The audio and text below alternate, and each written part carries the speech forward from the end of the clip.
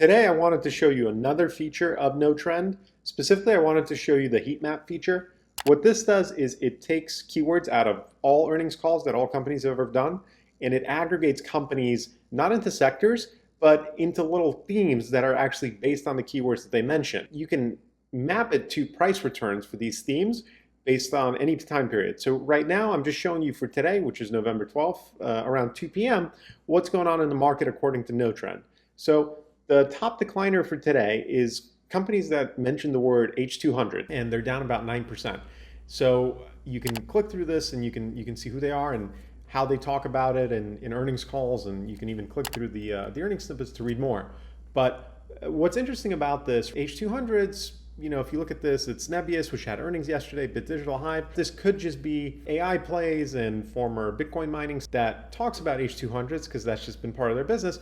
But H200 is also very sensitive because if you remember over the summer, there was so much back and forth around, does China want to buy H200s? Do they need to buy H200s? Is America doing China a favor by letting them buy H200s? So when stuff like this comes to the top, it's kind of interesting. Today, it's particularly interesting because you see on the other side is companies that are moving up a lot today are talking about relining, which has to do with steel, Section 232 tariffs, LME price. So all of these are basically commodity keywords that are very strongly related to Section 232 tariff. Today, the market potentially, according to No Trend, one picture you could paint is we might have to refocus on Section 232 tariffs because those have a pretty clear runway, and a lot of this other stuff where it's like H200s are going to get used as like a negotiating tool or some other chips and might kind of fall by the wayside. Section 232 tariffs, a lot of this is going to be related to commodity names, Alcoa and essentially aluminum. That's going to also be potentially price sensitive market a little quicker, right? Because these commodities, they can move if they sense out that there's going to be more focus on Section 232 tariffs. That could really